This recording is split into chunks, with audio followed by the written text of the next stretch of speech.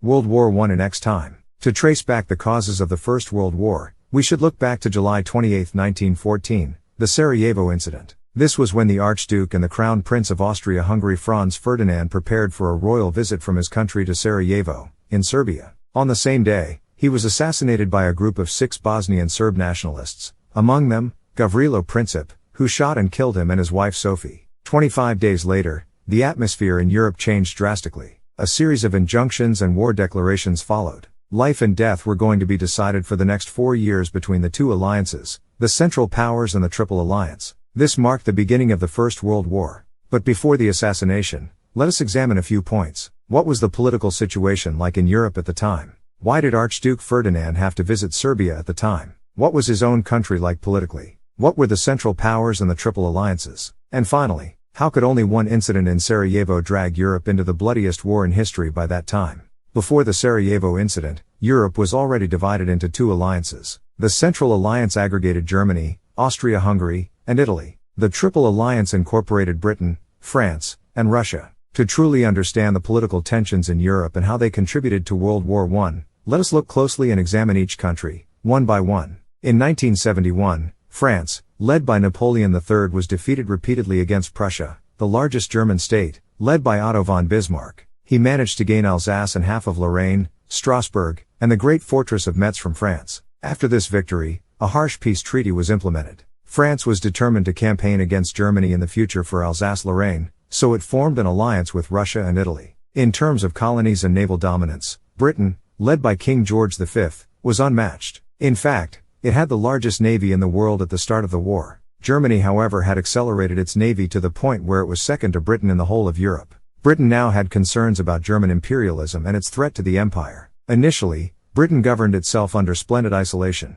and while it once regarded France and Russia as its biggest threats, Germany's military ambitions and developments tipped off the scales in favor of Russia and France. Thus amends in its policies towards its future allies changed, and so it joined the Triple Alliance. In 1905, Russian Emperor Nicholas II lost to Japan in the Russo-Japanese War, thus Russia had all the more reason to increase its power. It also had a history of long-standing tensions with Austria-Hungary, and feared Austria's annexation of Serbia and Montenegro, hence it had friendly relations with Serbia. Later, when tensions escalated, it is not a surprise it backed up Serbia against the Austro-Hungarian Empire. It also had to prepare for potential attacks from German imperialism, with the goal to dominate the whole of Europe and the world. Given these evaluations regarding Russia, Britain, and France, it is clear why these parties thought the Triple Alliance to be necessary. Upon unifying its independent states in 1871, Wilhelm II, the German Kaiser, Emperor, and King of Prussia soared with bold ambitions that encapsulated the whole of Europe. For Germany, the main issue was a potential attack from France to regain Alsace-Lorraine.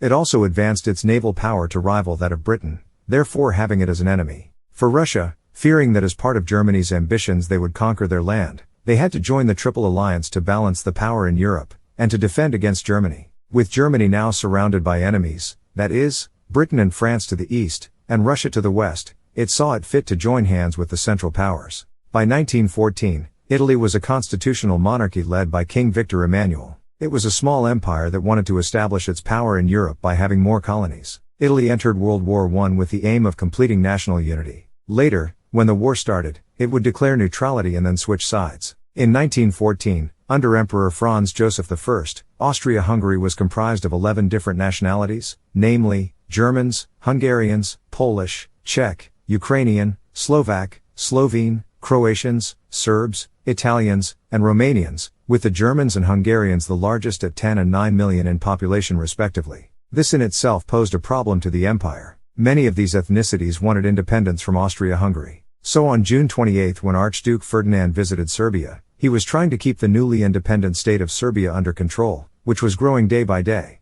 Moreover, with Russia backing up Serbia, Austria had all the more reason to be compelled to maintain a degree of authority over Serbia. Thus it joined the Central Powers. And so, the little spark in Sarajevo, Serbia, ignited the bonfire that gave Austria-Hungary a reason to force Serbia to go to war through an ultimatum, with Russia determined to aid Serbia to any degree possible. The two alliances were drawn to conflict, and so began the First World War.